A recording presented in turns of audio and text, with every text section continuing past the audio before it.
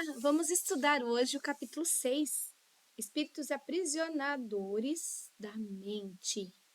Filipenses 4, de 6 a 7 diz: Não andeis ansiosos de coisa alguma. Em tudo, porém, sejam conhecidas diante de Deus as vossas petições pela oração e pela súplica com ações de graça. E a paz de Deus, que excede todo entendimento, guardará o vosso coração, a vossa mente em Cristo Jesus. Caminhada com Deus, estava achando difícil acreditar em alguma coisa. Não entendia o que estava errado comigo e, como consequência disso, fiquei confusa, segundo a autora, tá? A descrença parecia estar crescendo em muita velocidade. Comecei a questionar meu chamado. Pensei que estava perdendo visão que Deus não havia dado por ministério. Eu estava infeliz, porque a descrença, ela produz infelicidade.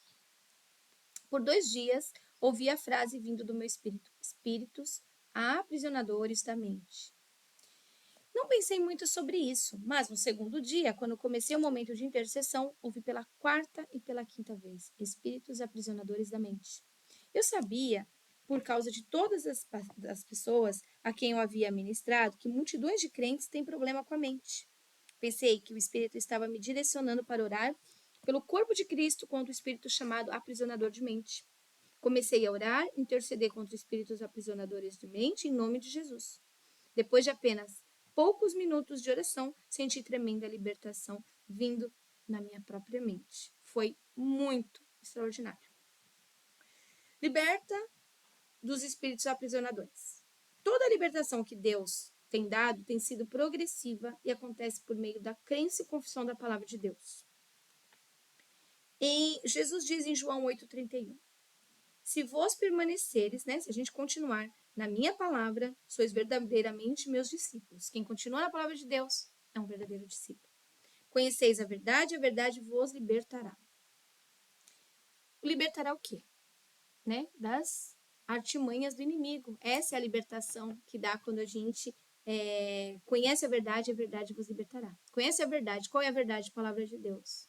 E a verdade vos libertará. A palavra de Deus vos libertará das armadilhas do inimigo, as setas inflamadas dele. Em Salmo 107:20 diz: enviou-lhes a sua palavra e os sarou, e os livrou do que lhes era mortal. Então, quando envia a palavra de Deus, né, sara, livra do que é mortal. O mortal que a gente fala aqui da morte espiritual.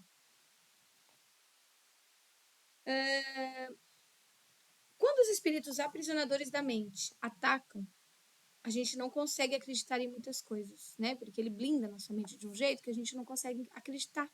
Então, entra na descrença, entra na infelicidade. Aí a autora diz assim: quando acontecia isso, eu pensava coisas assim: bem, eu provavelmente inventei tudo aquilo. Eu só acreditei porque queria, mas provavelmente não acontecerá. Quando os espíritos foram embora, né, através da libertação da prisão da mente, a habilidade para crer veio de volta.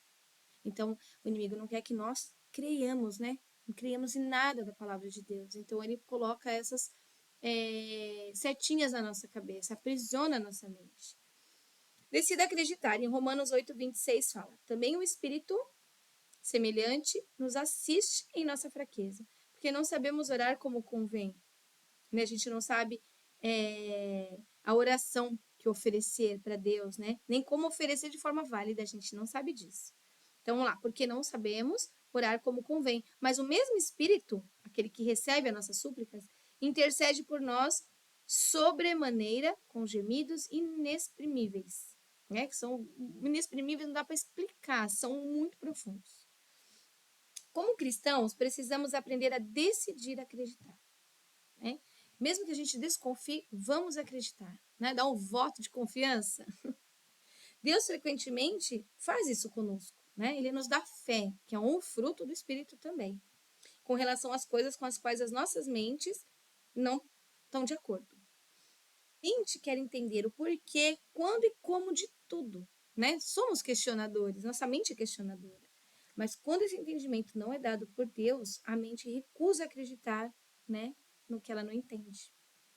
Às vezes acontece de um crente saber alguma coisa em seu coração, mas sua mente luta contra isso. A gente sente que não é para fazer, que não é para ir, mas a mente fala, vai sim, né? A nossa fica um conflito. Eu tinha decidido muito antes acreditar no que a palavra diz e acreditar na rema, que é a palavra revelada, que Deus me deu, as coisas que ele me falou e as promessas que ele me fez pessoalmente. Mesmo que eu não entendesse por que, quando e como isso aconteceria na minha vida. Mas essa coisa com a qual eu estava lutando era diferente. Estava além da decisão. Eu estava amarrada por espíritos aprisionadores da mente e simplesmente não conseguia fazer nada para acreditar. Graças a Deus, por intermédio do Espírito Santo, me mostrou como orar, o seu poder prevaleceu e, muito embora eu não soubesse que estava orando por mim mesma quando comecei. Tenho certeza que vocês que estão acompanhando o estudo desse livro foram direcionados a isso. Você também pode estar tendo problemas nessa área. E se for assim, encorajo a orar em nome de Jesus. Ore dessa forma, né? Pelo poder do sangue de Jesus, coloque-se contra esses espíritos aprisionadores da mente. O diabo jamais esgota o seu estoque de dardos, ele sempre lança os dardos inflamados para jogar contra nós quando estamos tentando caminhar para frente. Levante o escudo da fé e lembre-se de Tiago 1:2, que nos ensina que devemos pedir sabedoria a Deus nas provações e ele dará e nos mostrará o que fazer. Dado inflamado, né? Ele é encontrado antes quando a gente ora dessa maneira, né? Mas Deus nos mostra como orar e aí somos libertos. Você também será assim como a autora foi, né? Nos libertar desses dardos e ele tenta o tempo inteiro. Então, o escudo da fé é a gente acreditar no que a gente não vê. Fé é acreditar naquilo que a gente não pode ver. Então, quando a gente tem dependência de Deus, a gente gera fé e essa fé ele entra como um escudo quando os dardos tentarem atingir a gente.